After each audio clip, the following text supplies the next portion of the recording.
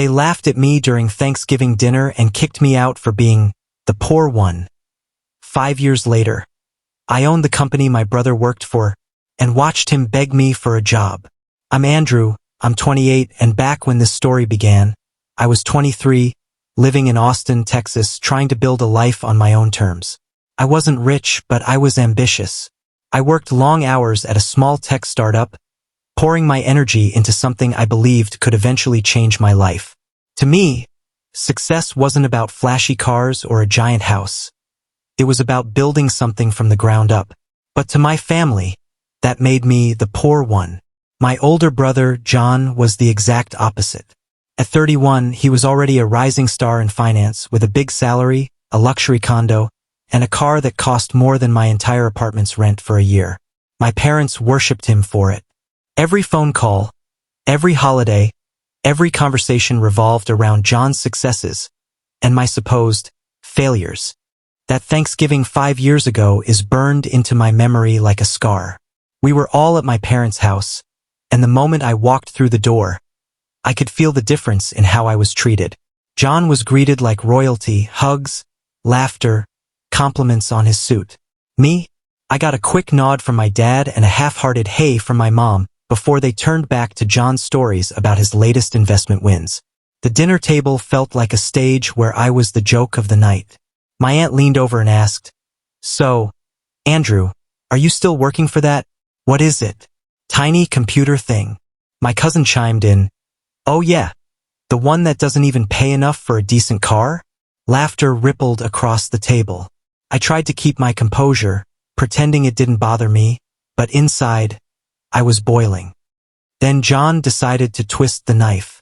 "You know, Andrew, if you ever want to stop struggling, I can put in a good word for you at my firm. We always need more assistants." The way he smirked, like he was throwing me a bone, made my blood run cold. Before I could respond, my dad chuckled and said, "Honestly, son, maybe you should take him up on that. At least then you'd have something to be proud of." The room fell into silence for a moment, and then my uncle laughed loudly, as if my struggles were the evening's entertainment. My mom tried to calm things down with a forced smile, but she added, "We're just worried about you, honey. We don't want you to waste your life chasing dreams that won't pay off." That was the last straw. When dessert came out, my father stood up and said loudly, "Maybe it's best if you leave, Andrew. We're trying to celebrate success tonight." My heart dropped.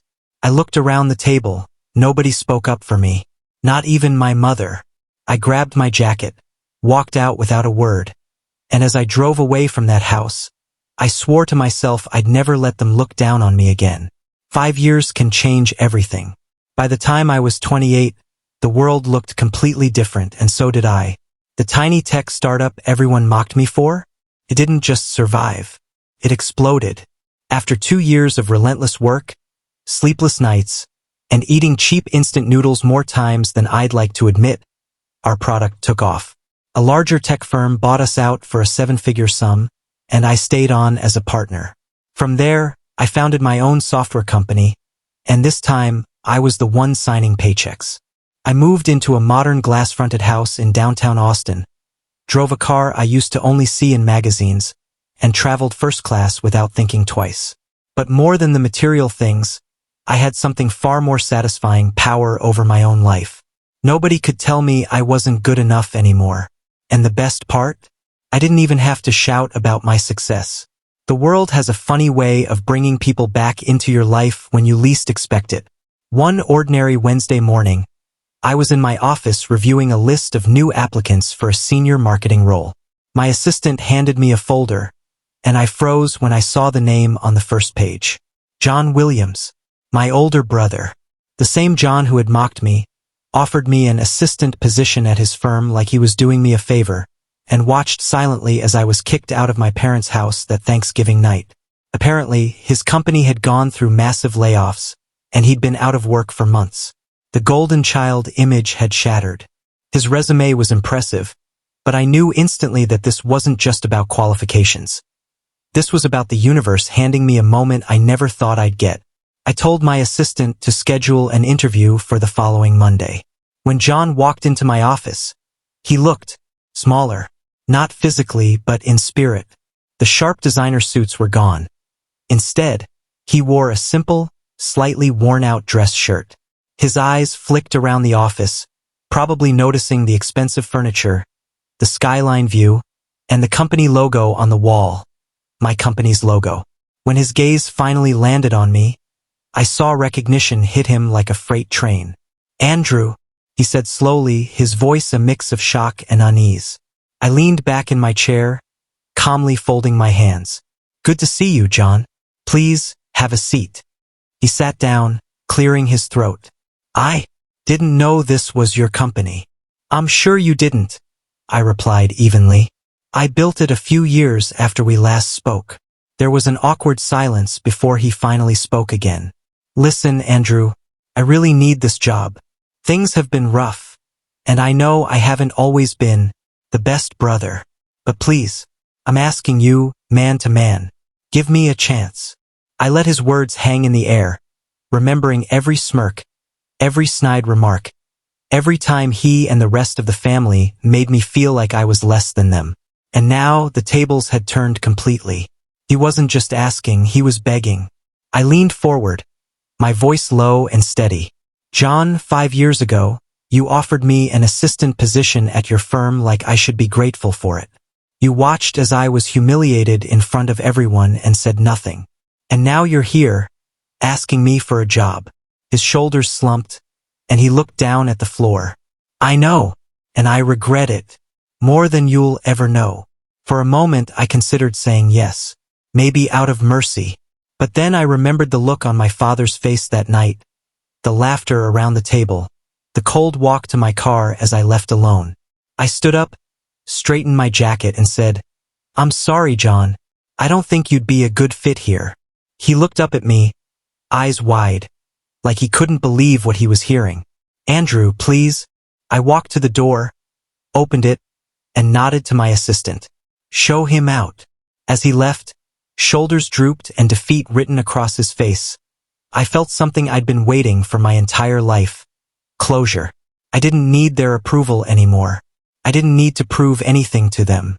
I had built my life, my success, and my self-worth without them.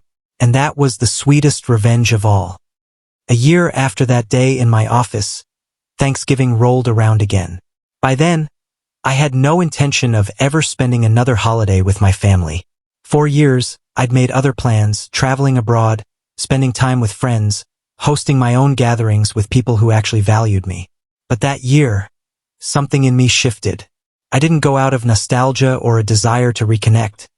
I went because I wanted them to see exactly what they had thrown away. When I pulled up to my parents' driveway in my new black luxury SUV, heads turned. Some of my relatives were already outside, chatting by the porch, and I could see the confusion on their faces. It wasn't just the car. It was me, the way I carried myself now, the way I walked with confidence instead of hesitation. My cousin, who had once mocked me for not owning a real vehicle, looked like she'd just seen a ghost. Inside, the scene was the same as it had always been, the long table, the smell of turkey and stuffing, the hum of conversation. Only this time, it went quiet when I stepped in. My mother's eyes widened, and my father set down his glass slowly. Even John was there, sitting at the far end of the table. He looked smaller than ever, avoiding my gaze like he already knew the power dynamic had shifted beyond repair. I set down the bottle of expensive wine I'd brought, the kind that cost more than most people's weekly grocery bill, and offered a polite, "Happy Thanksgiving." Nobody laughed at me this time. Nobody whispered behind their hands. My father cleared his throat, trying to find words, but I beat him to it. "You know," I began, my voice calm but firm, "5 years ago, I sat at this table, and you all made it clear that I wasn't welcome because I didn't have enough money to impress you. You laughed at me, you mocked me, and you kicked me out."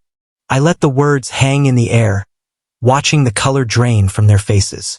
Now I own one of the fastest growing tech companies in the state. I employ over 100 people. And funny enough, I let my eyes drift toward John. Some of them have applied for jobs here, including certain family members. The silence was suffocating. My aunt shifted uncomfortably, my cousin looked down at her plate, and my mother tried to force a smile. "We were just worried about you back then, honey," she said weakly.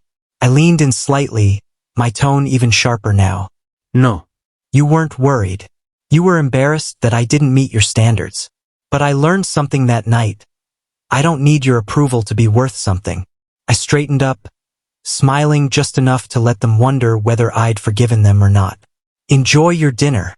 And with that, I turned around, walked out the door, and drove away. That night, I ate my own Thanksgiving meal at home, surrounded by friends who had supported me when I had nothing.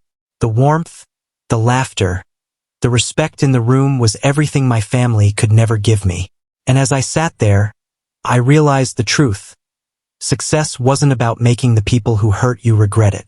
It was about building a life where their opinions didn't matter anymore.